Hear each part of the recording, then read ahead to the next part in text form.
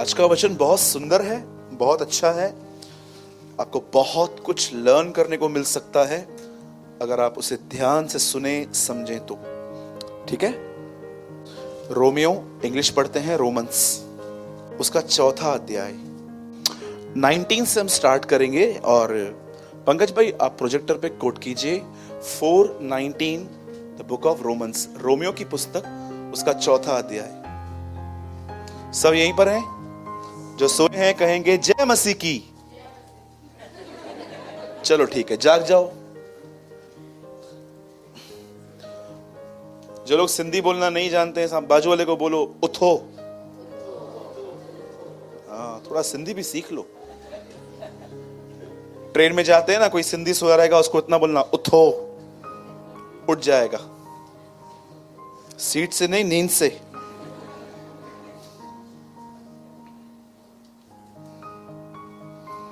सबने खोला रोमियो 4 अध्याय उसका 19वां वचन। वह जो 100 वर्ष का था, अपने मरे हुए से शरीर और सारा के गर्भ की मरी हुई की सी दिशा जानकर भी विश्वास में निर्बल, बदल ERV। Abraham was almost 100 years old, so he was past the age for having children. Also, Sarah could not have children. Abraham was well aware of this, but this faith in God never became weak. Brother 20 Hindi में। और न अविश्वासी होकर परमेश्वर की प्रतिज्ञा पर संदेह किया, पर विश्वास में दृढ़ होकर परमेश्वर की महिमा की। इंग्लिश भाई, he never doubted that God would do what he promised. He never stopped believing. In fact, he grew stronger in his faith and just praised God. Okay, ध्यान दें अभी।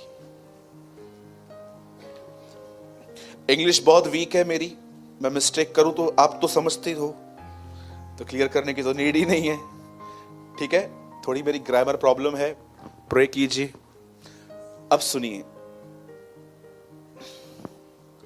मैं आपको आज इस भाई के जीवन से, हमारे जो विश्वास के पिता हैं अब्राहम, मैं उनमें से आज आपको कुछ समझाना चाहता हूं। ध्यान दीजिए। आप सभी जानते हैं, मैं ये बात बहुत बार रिपीट कर चुका हूं और मुझे लगता है कि आज इस टॉपिक पे मुझे एक बार फिर से ये बात रिपीट करनी चाहिए। पुराने नियम का सबसे महान और सबसे ज्यादा पढ़ने वाला शब्द जो पुराने नियम में आता है वो है व्यवस्था। व्यवस्था कई लोगों को लगता है वो सिर्फ 10 आज्ञाएं हैं जो परमेश्वर ने मूसा को दी, मूसा ने इज़राइल को दी। पर मैं आपको बताना चाहता हूं, व्यवस्था इतनी बड़ी चीज है, उसके लिए एक पूरी किताब लिखनी पड़ी जिसका नाम था व्यवस्था विवरण, व्यवस्था का विवरण। जैसे पुराने नियम में लेवियों के लिए एक अलग किताब थी, लेवी व्यवस्था, लेवियों की व्यवस्था, वैसे ही पुराने नियम में व्यवस्था विवरण एक ऐसी किताब है जिसमें बहुत सारी 600 से ज्यादा आज्ञाएं बताई गई हैं। यहूदियों के लिए ऐसा लिखा गया है कि वे अपनी दाढ़ी भी इस तरह नहीं कटवा सकते थे। लिखा था तू गाल के बाल मत मुंडाना। खतना करना था, 7 साल में वो लोग अपने घर में रखे नौकर को छोड़ देते थे। प्रॉपर्टी प्रभु के बगैर नहीं पूछ सकते थे। ऐसी बहुत सारी कमांड्स थी। अपने खेत के पास में अगर आपका कुछ खेत में पड़ा है उसको छोड़ दो, उसको लेकर ही रूत बिलीव में आई थी, आपको पता रहेगा पुराने नियम में। 612-13 आज्ञाएं उनमें थी। मूसा ने पुराने नियम में जिस चीज को सबसे ज्यादा महत्व दिया था वो था व्यवस्था। और ऐसा लिखा गया है, व्यवस्था के द्वारा सिर्फ पाप की पहचान होती है, पवित्रता की नहीं, पाप की। लेकिन अगर आप नए नियम में आओ तो प्रभु यीशु मसीह जो एक नई वाचा का सेवक था, आप सभी जानते हैं कि यीशु ने पहली बार ऐसा कहा जब वो प्रभु भोज खा रहा था, तो उसने कहा यह लहू मेरे ये जो दाखरस था, जो अंगूर की रस थी, उसने प्रेजेंट की कि ये जो है ये लहू में एक नई वाचा है। वहां पर उसने फर्स्ट टाइम वर्ड यूज किया था न्यू कवेनेंट, नई वाचा। और आप जानते हो यीशु ने अपने दिनों में व्यवस्था का नहीं परंतु विश्वास का प्रचार किया। आप में से कितने लोगों ने बाइबल को पढ़ते समय नोटिस किया कि यीशु लोगों के फेथ को ग्लोरी देता था। आप कई जगहों पे पढ़ सकते हो कि यीशु ने लोगों को ठीक करने के बाद उनको ये नहीं कहा मैंने ठीक किया, उनको ये कहता था तुम्हारा फेथ था इसलिए हुआ। आप जानते हो नया नियम फेथ पर बहुत जोर देता है। पर मैं आपको बताना चाहता हूं कि फेथ अगर एक व्यक्ति में होता है तो उस व्यक्ति का जीवन कैसे होता है। क्योंकि हम लोगों ने ना जो फेथ सुने हैं ना, वो सिर्फ एक ही है कि अगर फेथ है तो कह दो, फेथ है तो बिलीव करो, हो जाएगा। मैं आपको बताना चाहता हूं फेथ एक फ्रूट देता है आपको। और अगर फेथ है और ये फ्रूट नहीं है तो मैं आपको बताना चाहता हूं आप इनसाइड लैक हो, आप कुछ खो रहे हो। बाइबल ऐसा बताती है कि विश्वास जो होता है वो कार्यों में प्रकट होना चाहिए। अगर कार्य नहीं है तो विश्वास नहीं है। अच्छा मुझे एक बात बताइए, चलिए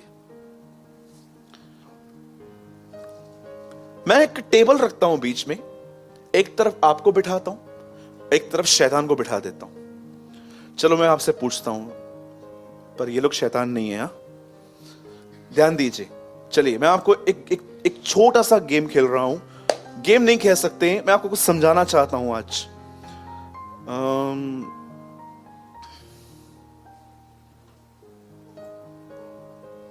आकाश भाई बैठे हैं यहां पर, सुनिए। मैं बीच में हूं, आकाश को 2 मिनट के लिए हम डेविल बना रहे हैं ओके। और खुशबू चर्च है 2 मिनट के लिए, ठीक है, ध्यान दीजिए। और मैं बीच वाला व्यक्ति हूं जो मैं दोनों से क्वेश्चन पूछ रहा हूं। खुशबू, क्या आप ये बिलीव करते हो कि यीशु इस दुनिया में आया था? आप करते हो? शैतान भी करता है। खुशबू सिस्टर, क्या आप ये बिलीव करते हो कि यीशु आपके गुनाहों के लिए मरा? यस। शैतान तू ये बिलीव करता है कि दुनिया के लिए यीशु मरा है? करता है। खुशबू सिस्टर, क्या आप ये बिलीव करते हो मसीह वापस बादलों पर आएगा? क्या तू बिलीव करता है डेविल के यीशु बादलों पे आएगा? वो भी हां बोल रहा है, ये भी हां बोल रही है, दोनों के अंदर फेथ है, तो ये क्यों नरक जाएगा? क्योंकि इसने डिसाइड किया है मैं बिलीव करूंगा, काम नहीं करूंगा, लेकिन वो काम कर रही है। फेथ अगर वर्क प्रोड्यूस नहीं कर रहा तो फेथ नहीं हो सकता। बाइबल ऐसा बताती है दुष्ट आत्माएं भी विश्वास करते हैं और कांपते हैं। बिलीवर तो नहीं कांपता है आज, उल्टा दुष्ट आत्मा कांपती है क्या कहती है बाइबल? दुष्ट आत्माओं को भी फेथ है। क्या फेथ है? कि एक परमेश्वर है, वो भी बिलीव करते हैं और थरथराते भी हैं। तो क्या उनके इस विश्वास से उनका उद्धार क्यों नहीं किया? उनको बचाया क्यों नहीं? क्योंकि वो विश्वास करते हैं, पर वो डिसाइड कर चुके हैं कि वो कभी रिपेंट नहीं करेंगे। ये प्रभु को बात पता है, इसलिए प्रभु ने उनकी जजमेंट पहले ही कर दी है।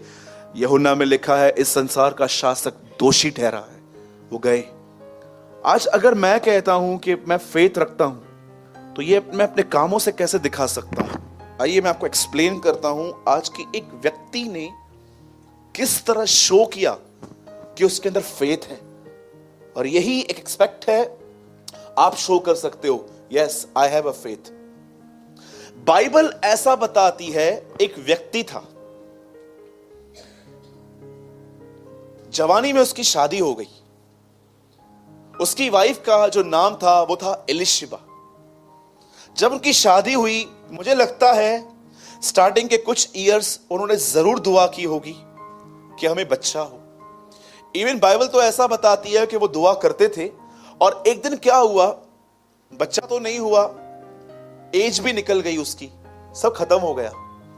लेकिन ऐसा लिखा गया है कि जकरिया और एलिशिबा जो यूहन्ना बपतिस्मा दाता के पेरेंट्स थे, बाइबल ऐसा बताती है कि वो फिर भी सेवा करते थे।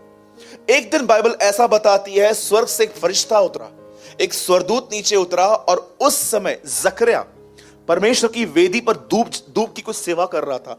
जैसे स्वर्गदूत वहां प्रकट हुआ, अब आप पढ़ के देखिए जॉन द बैप्टिस्ट की कितनी डिटेल दी गई है पढ़ने से जन्म लेने से पहले। वो उसको बताता है, सुन तुझे बेटा होने वाला है, उसको ये खाना देना, ये मत देना।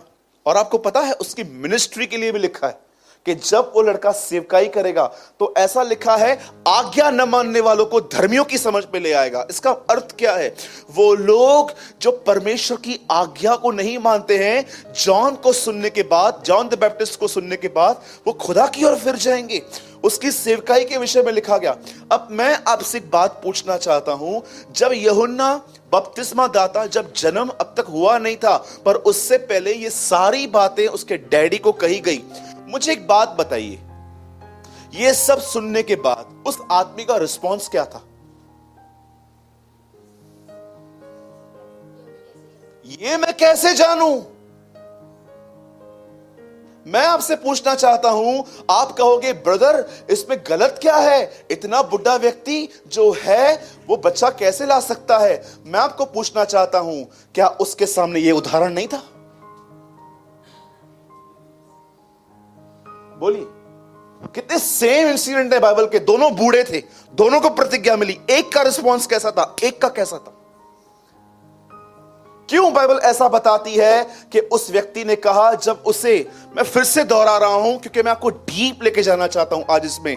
बाइबल बताती है एक आदमी था, उसकी शादी हुई, उसकी वाइफ का नाम एलिशिबा था, रॉयल प्रीस्टहुड थे ये लोग, बहुत अच्छे घराने के लोग थे ये। वचन कहता है इन्हें बच्चा नहीं हो रहा था, लेकिन बुढ़ापे में एक स्वर्गदूत उसके जकरिया से मिलने आया, उसने उसका सब कुछ बताया, तुझे बेटा होगा, तू उसको मदिरा मत पिलाना, बचपन से पवित्र आत्मा से परिपूर्ण होगा, एलिया की आत्मा उसके ऊपर होगी, ये होगा वो होगा, सब बता दिया।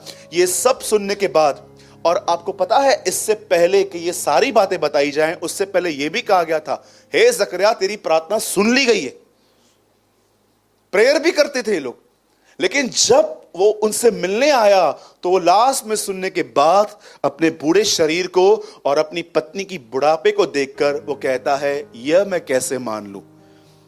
और स्वर्गदूत ने उसे एक बात कही, अब सुन, जब तक ये बातें पूरी ना हो तू गूंगा हो जाएगा। मुझे कभी कभी कुछ विश्वासियों को देख के लगता है, अगर आप सच में बढ़ना चाहते हो तो प्रभु आपको गूंगा कर दे। डोंट वरी, प्रभु करेगा नहीं, लेकिन कुछ लोगों की जुबान है ना, मैं आपको सच कहता हूं, सिर्फ उनकी उन्नति के रोकने का रीजन है, रुकती नहीं है उनकी जुबान। मैं कभी कभी सोचता हूं कि वो जब 9 महीने जब वो चुप रहा होगा, भले घर में सन्नाटा होगा, कभी कभी आप भी किसको देखते बोलते होंगे ना, काश ये गूंगा हो जाए, सारा दिन बोलता रहता है। आप जानते हो बाइबल क्या बताती है? उसने इस तरह रिस्पॉन्स किया, मैं कैसे मान लूं? अब आप कहोगे ब्रदर वो तो बूढ़ा था, कैसे हो सकता है? तो मैं आपको पूछना चाहता हूं, क्या इब्राहिम को जब प्रतिज्ञा पहुंची थी तो क्या वो जवान था? मरियम के पास भी सेम बातें आई थी। मरियम ने कहा मुझे तेरे वचन के अनुसार हो, वो बिलीव करती थी। अब हुआ क्या, मुझे बताइए? उसके बाद उसके स्वर्गदूत ने उसे गूंगा कर दिया। मैं आपसे पूछना चाहता हूं, आइए सब यहां देखिए, आप में से कितने लोग इन वचनों के अंदर एक व्यक्ति का अनफेथ देख रहे हैं? अविश्वास, जो बहुत सारे विश्वासियों में है, जिन्हें मैं कहता हूं विश्वास करने वाले अविश्वासी, अविश्वास करने वाले विश्वासी। मैं आपसे एक सवाल पूछता हूं, आइए सब ध्यान दीजिए। एक व्यक्ति को प्रतिज्ञा मिली है, उसे बेटा होगा, पर वो कहता है ये कैसे होगा? आप मुझे बताइए, आप इस पूरे पैसेज में उस व्यक्ति का अविश्वास कैसे देख रहे हो? मैं आपको बताना चाहता हूं, अगर आपको लगता है ना कि आपको व्यभिचार, गाली, गंदे काम खुदा से दूर लेके जाते हैं, तो मैं आपको बताना चाहता हूं एक्चुअली आप सबको ये पता है, पर कितने लोगों ने ये वचन पढ़ा है? आप सब यहां देखिए खाली, बदर एक वचन लगाइए, इब्रानियों का 3 अध्याय उसका 12 वचन। देखिए यहां पर लिखा क्या है। आइए ये लोग यहां पर भी जो बैठे हैं वो भी देखिए। हे भाइयों चौकस रहो कि तुम में ऐसा बुरा और अविश्वासी न मन हो जो तुम्हें जीवित परमेश्वर से दूर ले जाए। आप जानते हो अविश्वास आपको परमेश्वर से दूर ले जाता है। यहां लिखा है हे भाइयों चौकस रहो तुम में व्यभिचारी हत्यारा चुगली मारने वाला मन न हो जो तुम्हें जीवित खुदा से दूर ले जाए। लिखा है अविश्वासी मन न हो। बाइबल बताती है अविश्वास एक आदमी को परमेश्वर से दूर ले जाता है। मैंने बहुत साल तक ये वचन नहीं समझा था। मैं पढ़ता था, मैं बोलता था प्रभु मैं तो सोचता हूं खाली बड़े बड़े पाप मुझे तुझसे दूर लेके जाते हैं, ये कौन सा पाप है? चिंता आपको खुदा से दूर ले जाती है। जानते हो अविश्वासी आदमी कैसे पहचाना जाता है? भले ही आपके ऊपर टैग लगा हुआ है, मैं 9 साल पैरों बिलीव में आया हूं, मैं 10 साल पहले बिलीव में आया था, मैंने बपतिस्मा लिया था, सो व्हाट? जानते हो एक व्यक्ति कैसे पहचाना जाता है कि इसके अंदर फेथ नहीं है? मैं आपको बताता हूं। पहली चीज, वो व्यक्ति जिसके अंदर विश्वास नहीं है, जिसके अंदर अविश्वास है, आप उसको विदाउट प्रेयर अपने रास्ते निकालते हुए देखोगे। वो प्रेयर नहीं करते हैं। जानते हो प्रेयर कब करते हैं? जब उनके सारे एफर्ट्स फेल जाते हैं, उसके बाद वो प्रेयर करते हैं। या तो किसको बोल देंगे तू मेरे लिए प्रेयर करना। ये एक अविश्वासी व्यक्ति का साइन है। मैंने कितने लोग देखे हैं वो स्टार्ट प्रेयर से नहीं करते हैं, वो एंड प्रेयर पे करते हैं। कितनी गलत बात है ये कि आप देखिए, सब यहां देखिए, अभी कितने लोग ये बात जानते हैं को जो व्यक्ति ये समझता है कि मैं गिर सकता हूं, जिस आदमी को अगर कोई ऐसा व्यक्ति है, जैसे कि मैं आपको समझाना चाहता हूं, जैसे मेरे वर्ड्स नहीं मिल रहे हैं कि मैं आपको कैसे समझाऊं, कि बहुत सारे जो लोग हैं ना इस चीज को वो ठीक से समझ नहीं पाते हैं। अविश्वास क्या होता है, कैसे वो परमेश्वर से आपको खुदा से दूर ले जाता है। सबसे पहले अविश्वासी व्यक्ति का एक साइन जानते क्या है? आप उन्हें घुटनों पर नहीं, आप उनको हमेशा चलते हुए पाओगे। हमेशा कुछ भी मिलेगा ना, चलना मैं चलता हूं करके देता हूं, चलना मैं करके देता हूं। मैं आपसे पूछना चाहता हूं, क्या आप खड़े रहने से पहले आप नीस पे आते हैं और प्रभु को यह कहते हैं प्रभु मैं बुद्धिमान हूं, मैं ताकतवर हूं, मैं इंटेलिजेंट हूं, धन्यवाद कि तूने मुझे दिया है, फिर भी मैं इस पे नहीं आप पे निर्भर हूं। मैं आपसे पूछना चाहता हूं कि जब यीशु 12 चेलों को चुन रहा था तो उससे पहले क्या किया था? सारी रात उसने प्रार्थना की थी। आप बिलीव कर सकते हो एक सिद्ध व्यक्ति अपने आप पर नहीं, परमेश्वर की लीड पे डिपेंड था कि तू मुझे बता कि इन 12 में से कौन है। आप सोचिए, ऐसा तो नहीं है कि आप जो हैं एक अविश्वासी मन में चल रहे हैं। आप देखो हम एक ऐसे व्यक्ति से मिल रहे हैं आज जो व्यक्ति दुआएं करता था पर उसे ईमान नहीं था। इससे बाइबल एक शब्द में कहती है बक बक। पतरस जेल में था, छूट के आया, नॉकिंग की, दरवाजा खोला, एक लेडी ने बोला कौन? बोला मैं पतरस। अंदर गया, कलीसिया लोला के प्रार्थना कर रही थी और वो लेडी आके कहती है उठो, पतरस आ गया। जानते हो भीड़ क्या कहती है? तू पागल है। कितनी बड़ी बात है, प्रेयर कर रहे थे, फेथ नहीं था। आज बहुत सारे लोग आपको देखो वो सिर्फ आंसू बहा रहे हैं, प्रभु ये कब आएंगे बिलीव में, प्रभु ये कब होगा, प्रभु ये कब होगा। मैं आपसे पूछना चाहता हूं, क्या आपको लगता है सिर्फ आपके आंसू आपकी प्रार्थना को खुदा तक पहुंचाते हैं? मैंने कई बहनों को देखा है, कई भाइयों को देखा है, आप ट्रस्ट कीजिए इमोशंस में आके प्रभु के सामने सिर्फ रोते रहते हैं। मैं इसको गलत नहीं कह रहा हूं, आपके अंदर दर्द है, खुदा को बताओ, पर क्या आंसू बहाने के बाद आप ये बिलीव करते हो कि परमेश्वर मेरे जिंदगी में कुछ कर रहा है? ठीक है, दर्द है। यीशु तो जानता भी था कि वो लाजर को जिलाएगा, तो भी रो पड़ा था। वो तो जानता भी था कि मैं जाऊंगा, इसको जिंदा करूंगा, तो भी लिखा है वो रो पड़ा। मैं नहीं कहता हूं कि आपके अंदर फीलिंग है, आप रोइए मत, पर क्या आपको लगता है रोना ही सब कुछ है? बाइबल बताती है ये व्यक्ति दुआ करता था, पर इस आदमी के अंदर फेथ नहीं था। और जानते हो अनफेथ कैसे रिवील हुआ? नेगेटिव बोलकर। आपको पता है आपके वर्ड्स रिवील करते हैं आपके अंदर क्या है। आज बहुत सारे बिलीवर्स, देखिए मैं आपको सच कहता हूं, उनके अंदर अविश्वासी मन है। जानते हो क्यों? क्योंकि उन्होंने अपने मन को परमेश्वर के वचन से नहीं भरा है। यीशु ने कहा यह इतना डेंजर है कि अगर एक व्यक्ति जो बुराई से बाहर निकला है, अगर वो अपने दिल को वचन से नहीं भरता, तो वो आने वाले दिनों में 8 और दुष्ट आत्माओं से पसेस हो सकता है। मैंने लोगों को देखा है, उन्होंने मुझे बताया है कि सूरज भाई, हम प्रभु में पहले जब थे हम कम गुनाह करते थे, पर जब हम प्रभु में आए और हमने पाप छोड़ दिया, पर जब हम बैकस्लाइड हुए तो हम ऐसे गुनाह करके आए जो हमने अविश्वासी की दिशा में भी नहीं किए थे।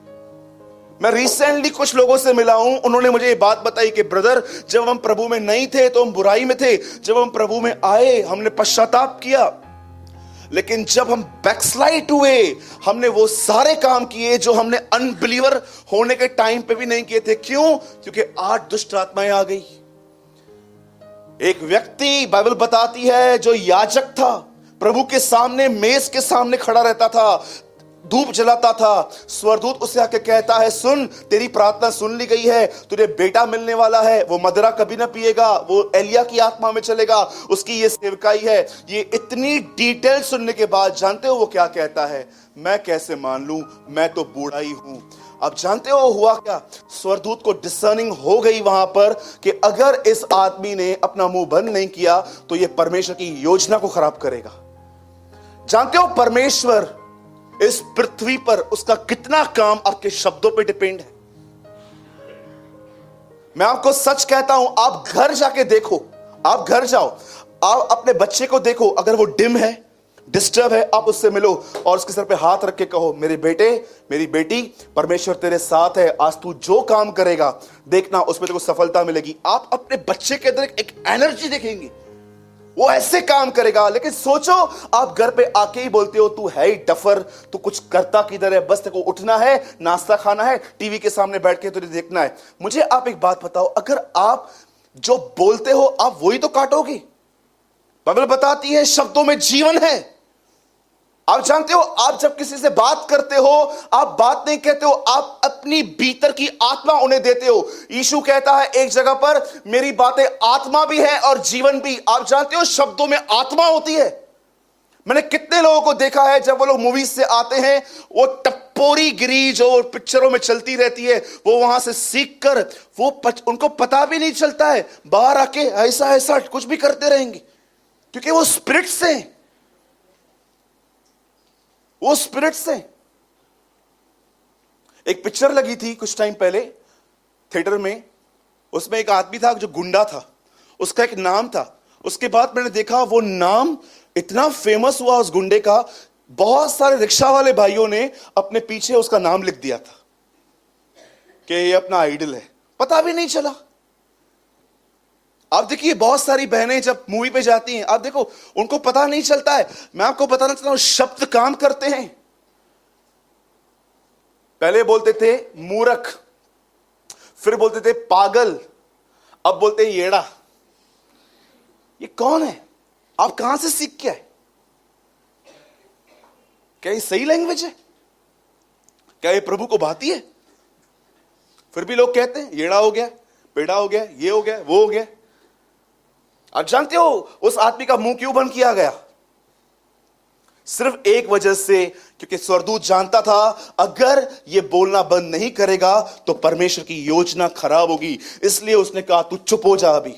अब देखिए, एक ये व्यक्ति था और अब दूसरा व्यक्ति देखिए, सेम सिचुएशन है, दोनों बूढ़े हैं, दोनों को बेटे हुए हैं। और आपको बताना चाहता हूं, दोनों की स्त्रियां बांझ थी, दोनों को बच्चे नहीं होते थे। लेकिन देखो, एक व्यक्ति ने अपना रिस्पॉन्ड ऐसे किया था।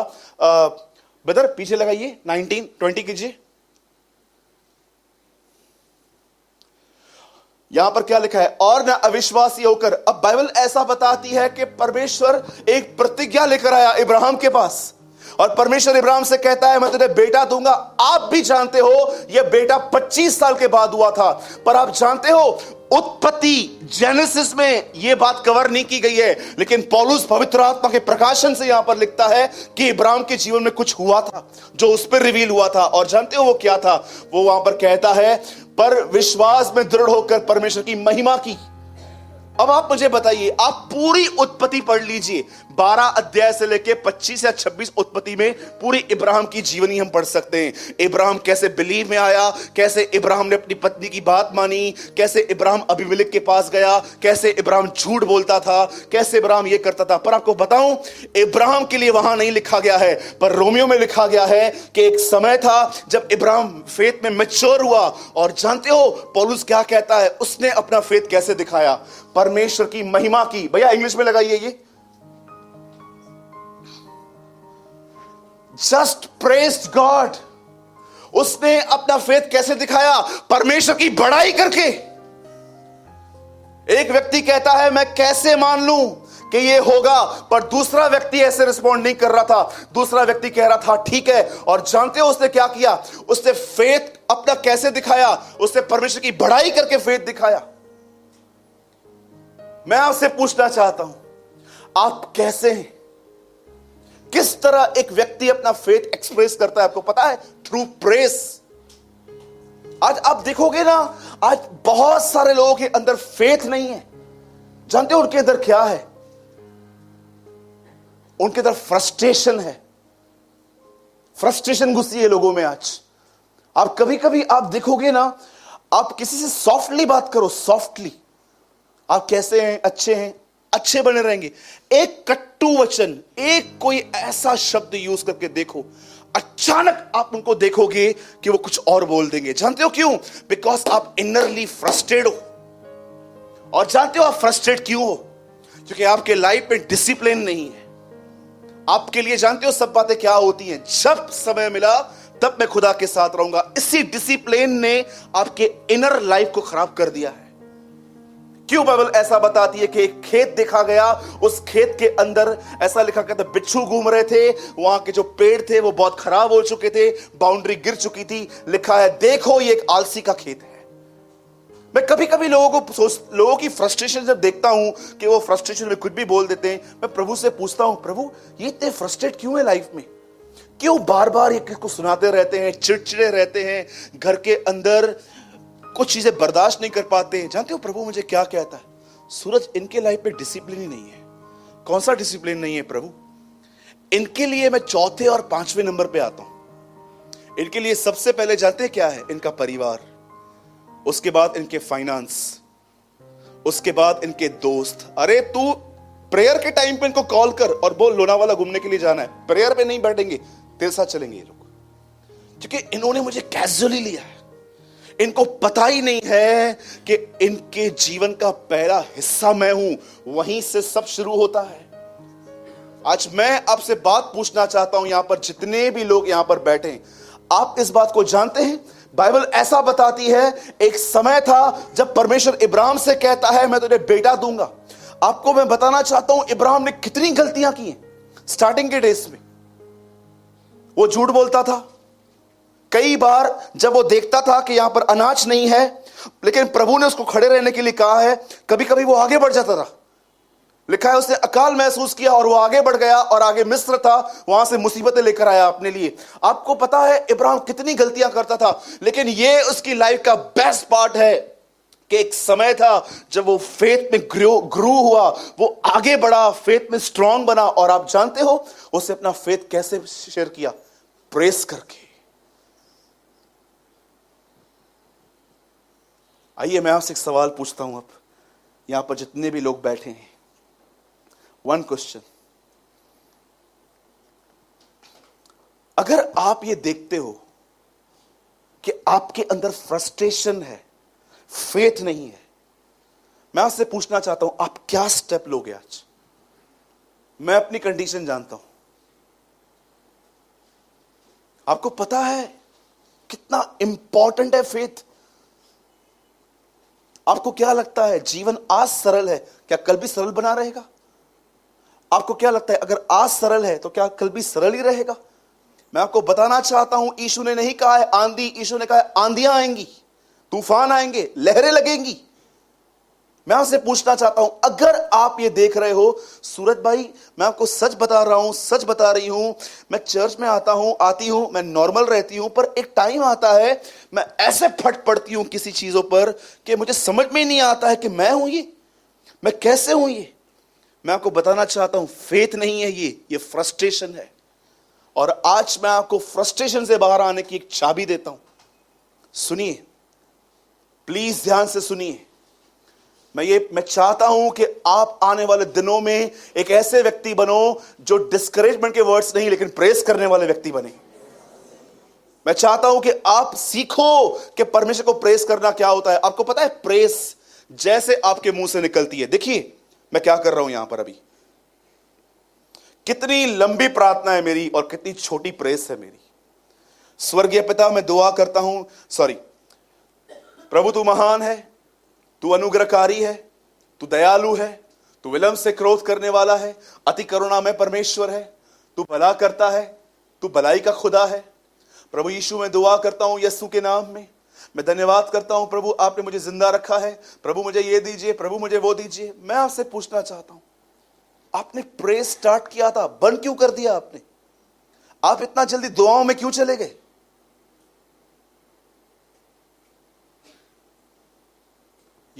प्रे इजी है, प्रेस इजी नहीं है, क्योंकि हमारे पास लिस्ट है, लिस्ट किराने की। जब हम प्रभु के सामने रहते हैं हम खोल के रख देते, लिखता जा, 100 ग्राम जीरा, 100 ग्राम हल्दी, राइस बासमती भेजना, नमक, मेरे बच्चे की चड्डियां खराब हो गई हैं वो भी भेज देना, मुझे ये देना, मुझे वो देना, मुझे वो देना। ये बड़ी लंबी लिस्ट है। मैं आपको सच कहता हूं 3 घंटे प्रेयर कर सकते हैं आप, इतनी बड़ी लिस्ट है हमारे पास। तो बेहतर क्या हम अपनी जरूरतों के लिए प्रभु से बात न करें? बिल्कुल कीजिए। प्रेस कहां है? क्यों बाइबल ऐसा बताती है प्रेस करो? मैं प्रभु से पूछ रहा था, प्रभु अगर मैं आपकी बड़ाई करूं तो इससे होगा क्या? क्या आप नहीं जानते हो आप कौन हो? कभी आपने प्रभु से सवाल पूछा है? जब प्रभु कहता है प्रेस मी, तो मैं प्रभु को पूछता हूं, प्रभु मैं आपको क्या बताऊं? आप क्या हो? आपको तो जानते हो ना, आप जानते हो जब आप प्रेस करते हो तो क्या होता है। आपको लगता है कि प्रभु ऐसा बैठा रहता है ऐसा, और आप बोलते हो आप महान हो, आप अनुग्रहकारी हो, आप दयालु हो, आप अनुग्रहकारी हो, और प्रभु एक्टिव हो जाता है क्या? बोलिए बोलिए। वो छोटा भीम चलता था पिक्चर में, वो छोटा वैसे बड़ा। आपको क्या लगता है जब आप प्रेस करते हो तो आपका संदेश परमेश्वर के पास बाद में पहले डेविल के पास जाता है, जितना हैरिस करना है कर, ये मेरा खुदा है, मैं इसकी बड़ाई करूंगा। आप जानते हो आपकी प्रेस खुदा को नहीं डेविल को शेक करती है। जब आप बोलते हो ना प्रभु आप अनुग्रहकारी हो, आप दयालु हो, आप राजाओं के राजा हो, आप प्रभुओं के प्रभु हो, आप थे, आप हैं, आप आने वाले हैं, आपके निर्णय ठीक और सच्चे हैं, आप जीवन की रोटी हैं, आप जीवन का जल हैं। हबक्कू कहता है इज़राइल का उद्धार बाले या लाठी से नहीं हमारे खुदा के द्वारा होगा। मूसा कहता है प्रभु योद्धा है, उसका नाम प्रभु है। मिल्किसेदेक कहता है वह सर्वशक्तिमान आकाश और पृथ्वी का अधिकारी है। यहोशू कहता है तेरा हाथ इतना छोटा नहीं कि तू इज़राइल का उद्धार न कर सके। दाऊद कहता है चाहे मैं सेनाओं से घिरा हुआ रहूं तो भी मैं न डरूंगा क्योंकि तू मेरे साथ रहता है। जब आप परमेश्वर की बड़ाई करते हैं, मैं आपको बताना चाहता हूं आपका एक एक शब्द शैतान को चाटे मारता है, डार्कनेस दूर कर देती है प्रेस। क्या कहती है मरियम जब उसके अंदर यीशु था, मेरा प्राण मेरे प्रभु की बड़ाई करता है, मेरा प्राण। आज लोग दुआ कर लेते हैं, प्रभु मेरे को ये दे, मुझे वो दे, मुझे ये दे, मुझे वो दे। रट्टी हुई प्रार्थनाएं हुए। कितनी बहनें यहां पर, कितने भाई हैं जो आज प्रभु को ऐसा घर पे जाके कहेंगे, आज मैं कुछ नहीं मांगूंगा, आज मैं सिर्फ तेरे को प्रेज करूंगा। अरे लोगों को प्रेस, गवर्नमेंट के हॉस्पिटल में जाओ, देखो क्या क्या बोलना पड़ता है। इतने काले आदमी को भी बोलना पड़ता है, आप कितने अच्छे दिखते हो। हाँ, रिसेंटली मैं गवर्नमेंट कहां पर गया था, मुझे प्रभु ने बाद में डांटा, तूने ऐसा क्यों कहा। इतना काला व्यक्ति था और मेरे पसंद नहीं आ रहा था तो मेरा काम फंसा हुआ था, तो मैंने उसको बोला, आप बहुत प्यारे हो, आप कितने अच्छे दिखते हो, शादी कब हुई आपकी। और उसको भी लग रहा था कि मैं ओवर एक्टिंग कर रहा हूं, वो मुझे देख रहा था, बैठ उधर कर रहा हूं काम।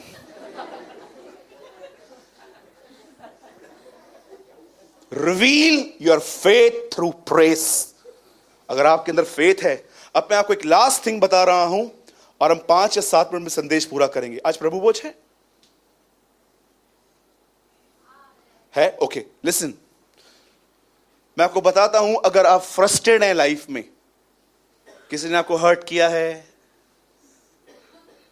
किसी ने आपको प्रॉमिस किया, पूरा नहीं किया, पति आपको बोल के घुमाने लेके नहीं गया, जो भी बातें हैं, अब मैं आपको एक सिंपल बात बता रहा हूं।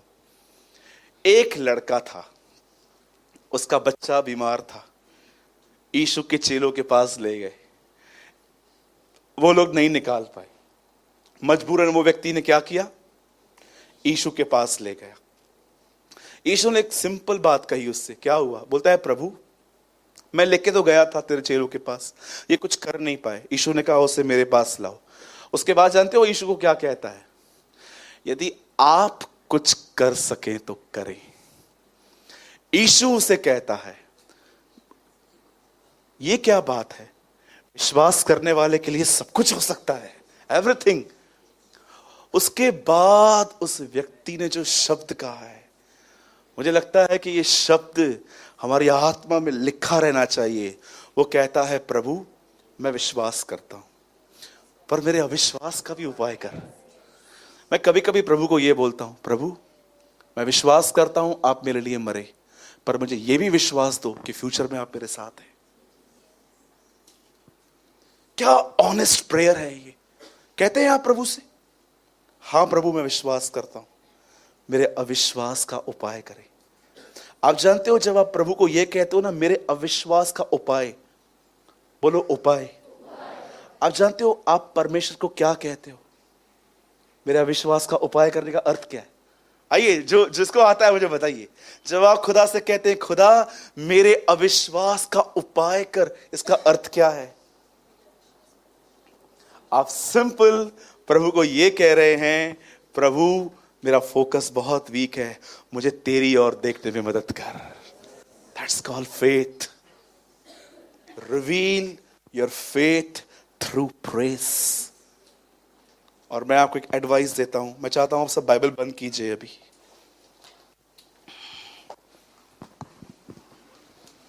सब बाइबल बंद कीजिए। एक छोटी सी एडवाइस मैं आपको दे रहा हूं, माने तो अच्छी बात है, नहीं मानोगे तो आपकी मर्जी है, लेकिन मैं जरूर दूंगा। ठीक है, सब बंद कीजिए।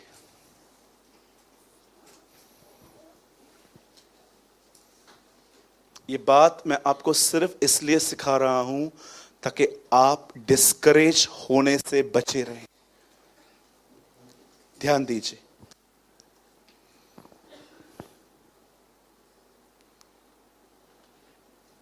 आप जानते हैं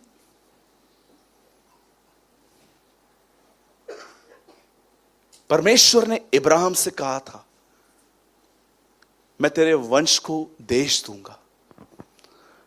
आपने नोटिस किया, प्रतिज्ञा इब्राहिम को मिली थी, निकालकर मूसा गया और अंदर यहोशू ले गया।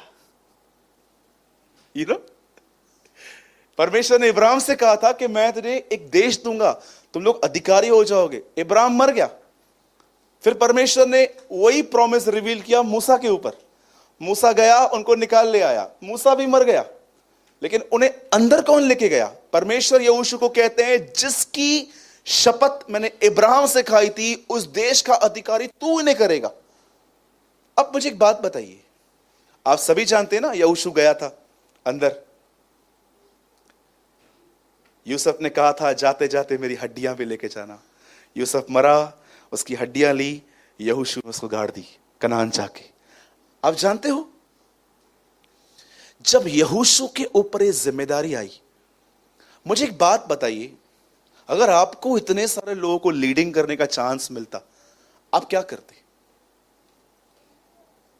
आज हम लोग यहां पर 200-300 लोग थक जाते हैं एक दूसरे से कभी कभी, इतने सारे लोगों की लीडिंग उसे हाथ में मिली। आप जानते हो, ऐसा लिखा गया है, प्रभु ने उससे कहा उठ, और जैसे वो उठा, प्रभु ने उसको लड़ना नहीं सिखाया।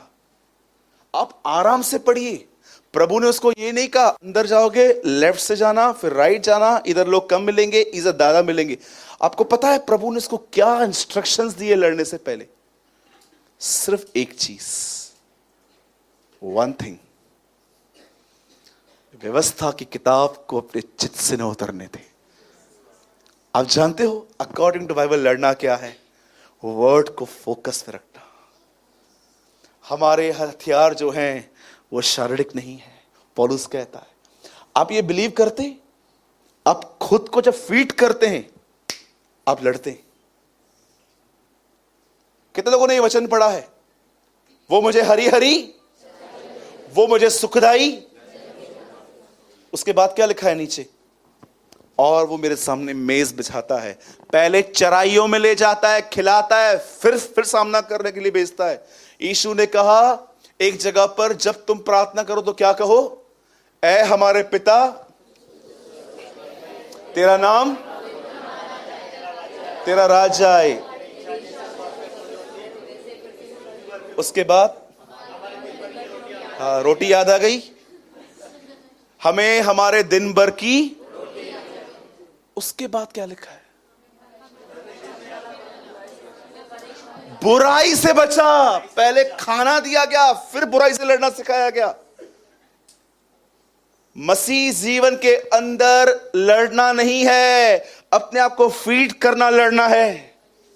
जिसने अपने आप को फीड करना सीखा, फीड करना, आपको पता है कितने लोग हैं आज मरे हुए हैं? एक बच्चा जब मां के पेट से बाहर निकलता है, उसके पीछे धक्के मारे जाते हैं। अगर वो नहीं रोता है तो, अगर वो रो रहा है मतलब जिंदा है, अगर वो नहीं रो रहा पूरा हॉस्पिटल परेशान हो जाता है कि बच्चा मरा हुआ है। क्यों पतरस कहता है जीवित बालकों की तरह शुद्ध और आत्मिक जल की लालसा करो, खाने की लालसा करो।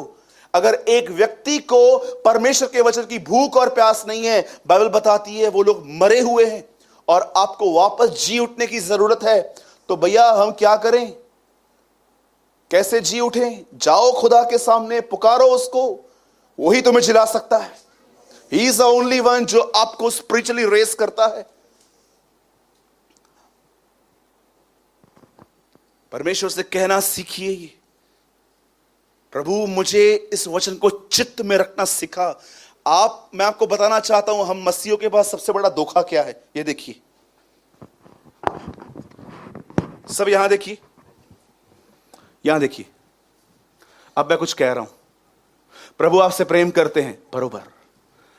प्रभु आपको आशीष देंगे, बरोबर। प्रभु आपको ये देंगे, बरोबर। आपने पाया नहीं है अब तक, आपने से समझा है। इसलिए यीशु ने कहा वो दरवाजा छोटा है। इंग्लिश में लिखा है many will understand, few will find. उस दिन बहुत सारे लोग आएंगे और बहुत सारे लोग समझेंगे, प्रवेश नहीं करेंगे। मैंने कितने लोगों को देखा है, जब मैं प्रचार करता हूं उनकी मुंडियां हिलती हैं, बरोबर बरोबर। उन्हें लगता है उन्होंने पा लिया। नहीं, तुमने समझा है। सिर्फ पाने के लिए तुम्हें दुआ करनी पड़ेगी, खुदा के सामने जाना पड़ेगा अपना समय बर्बाद के लिए। याद रखना ये बलिदान है। और पढ़िए, पुराने नियम का इतिहास रहा है, सिर्फ बलिदान पे आग गिरती थी। Many will understand, few will find। बहुत सारे लोग समझ जाएंगे, कुछ ही लोग पाएंगे। यहां पर आके मुंडियां हिलाने से कुछ नहीं होने वाला है। नोट्स बनाना बहुत अच्छी बात है, आपको याद रहेगा, लेकिन अगर आपको प्रवेश करना है तो आपको स्टेप उठाना पड़ता है। Many will understand, few will find. एक दिन रसूल आके पूछते हैं उद्धार पाने वाले कितने हैं। यीशु ने 60, 40, 70, 30, 50, 50 कुछ नहीं बताया।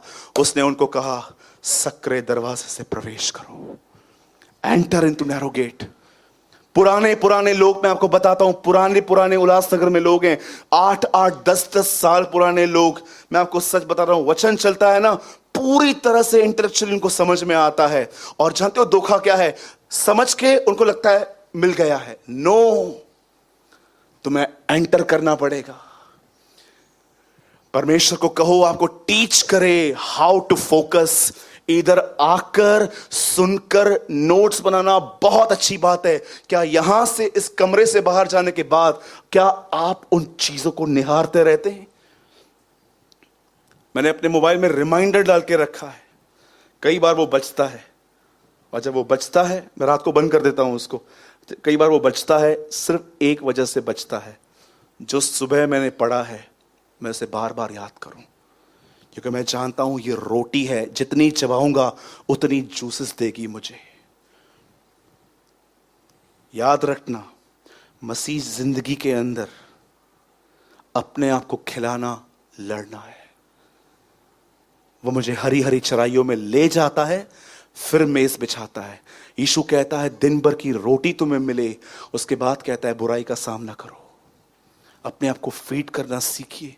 अपने आप को फीड करने का मतलब जानते क्या है? कि इसको पढ़ने के बाद इसे अपने ध्यान में रखिए।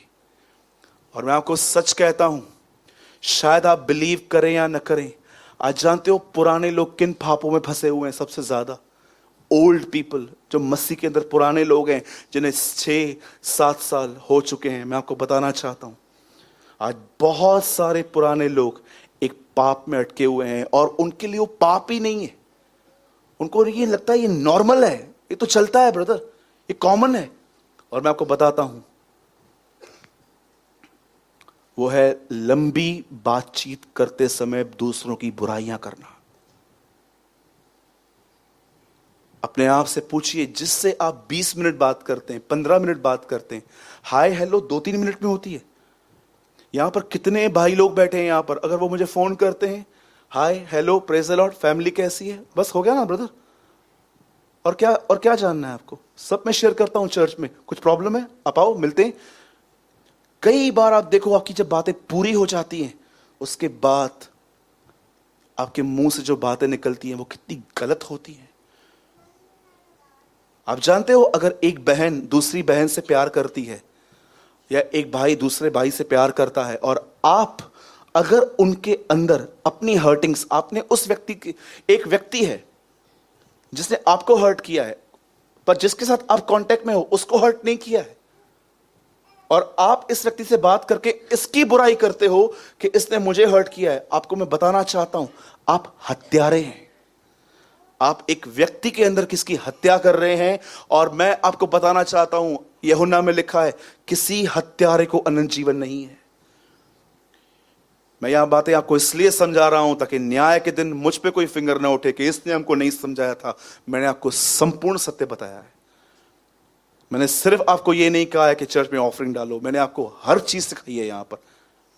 मैं आपको फिर से कहता हूं, अगर एक व्यक्ति ने आपको हर्ट किया है और आप किसी और का अपना कचरा किसी और में इंपार्ट कर रहे हो, आप किसका मर्डर कर रहे हो। ऐसा न करें, बिल्कुल ऐसा न करें। अगर आपको सच में किसी से प्रॉब्लम है ना, मैं आपको बोलता हूं, आप क्या चाहते हो? रिजल्ट चाहते हो कि बदला चाहते हो? मैं रिजल्ट चाहता हूं। मैं चाहता हूं चीजें ठीक हो। मैं चाहता हूं कि लोग जिसे मैंने ठोकर खाई कोई और न खाए। मैं आपको बताता हूं, प्रेयर कीजिए, दुआ करें, घुटनों पर आए। सिर्फ समझने से यहां कुछ नहीं होगा, उसमें एंटर करने के लिए कुछ करना पड़ेगा आपको। स्टेप उठाओ। मैं आपसे विनती करता हूं, यहां पर जितने भी पुराने लोग बैठे हैं, मैं नहीं कहता हूं कि नए लोग नहीं हो सकते हैं, लेकिन मैं जितने यहां पर पुराने लोग बैठे हैं, मैं प्रभु की आत्मा के द्वारा आज मैं आपको कहना चाहता हूं, स्टॉप कमिटिंग मर्डर्स। हत्याएं न करें, किसी के लिए कुछ न कहें। आपको क्या लगता है परमेश्वर इग्नोर करेगा? याद रखिएगा, वो पापी से प्रेम करता है, पाप से नहीं। He loves sinner, not sin. और वो आपका बेस्ट फ्रेंड है, इसीलिए वो एक सिनर को रिपेंट करने के लिए कहता है। कभी भी आप देख रहे हो ना, लंबी बातचीतें जिससे भी आपकी हैं, लंबी बातचीत, मैं समझता हूं जहां पर भी हाय हेलो खत्म हो गया, 5-10 मिनट वचन की बात स्टार्ट हुई, उसके बाद आप किसी से भी एक्स्ट्रा बात कर रहे हैं ना, मैं आपको समझाना चाहता हूं, बी अलर्ट। आज पता नहीं क्यों मैं आपको सच कहता हूं, मैं दुआ कर रहा था यहां से आने से पहले, मैं प्रभु को कह रहा था, प्रभु मैं आज क्या प्रीच करूं। मुझे प्रभु ने ये सब कहा और मुझे प्रभु ने कहा आज अपने चर्च में खड़े होकर ये बात कहना कि जिन भी लोगों से आपकी लंबी बातचीत होती है, जरा आज जांचिए कि आप hi hello praise the Lord और वचन के बांटने के बाद आप उनसे और क्या बात करते हो। और मैं आपको सच कहता हूं, मुझे कोई इशू नहीं है आपसे। मैं तो आपके व्यक्तिगत जीवन को भी इतना नहीं जानता हूं, पर मैं आपको सच कहता हूं, ये आपके जीवन में एक बहुत बड़ा होल है, जिसे आप जो पा रहे हैं प्रेयर में, सब जा रहा है आपका सब जा रहा है। एक बहुत बड़ा लीकेज है, इसे बंद कीजिए। मैं आपको बताना चाहता हूं, याद रखिए, बुरा मत मानिएगा आप जो मैं कह रहा हूं, जब पवित्र आत्मा शोकित होता है, उसे मनाना इतना आसान नहीं होता। ट्रस्ट मी, मेरा अनुभव है।